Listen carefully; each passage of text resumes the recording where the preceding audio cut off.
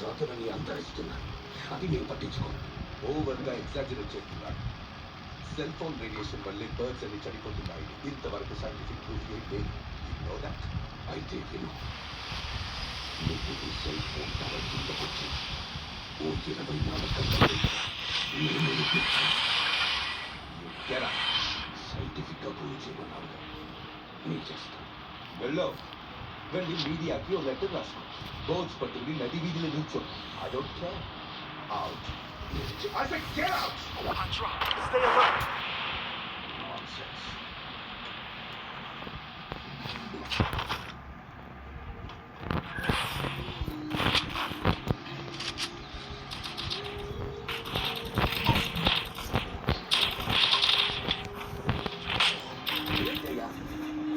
పక్షుల రక్తపు మరకలున్నాయి.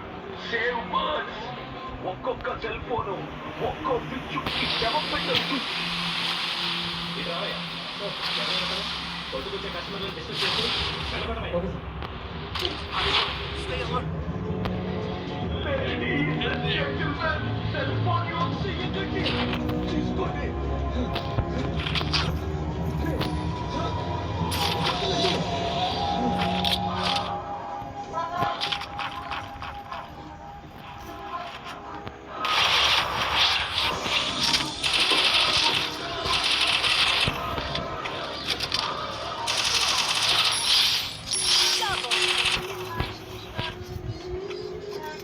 ఫోన్ లేనట్టనే మాట్లాడండి. 2.4 अरे आती ना होता ఆమ్లెట్ पका लेना.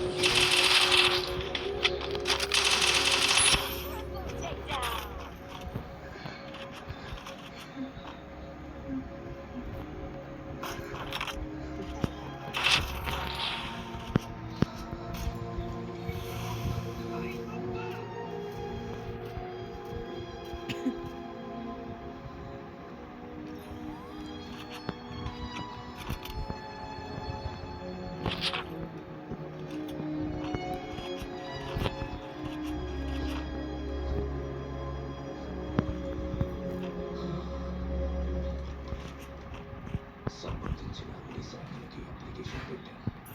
ఎవ్వరూ ఏ యాక్షన్ తీసుకోలేదు. ఓహో, దీనివల్ల ఇప్పుడు పిచ్చుకలని కనిపించట్లేదంటావా? నేను చిన్నపిల్లగా ఉన్నప్పుడు ఇంటి చుట్టూ గుంపులుగా వచ్చి వాలేది. బాగుండేది చూడటానికి. నేను వాటితో ఆడుకున్నాను. కొంచెం పెద్ద తర్వాత వాటిని మొత్తం వేడుకున్నాను. మరి కళకళలాడుతూ కాలేజ్ పెట్టలాగా ఇంకా పిచ్చుకలే ఉంది. Super matter.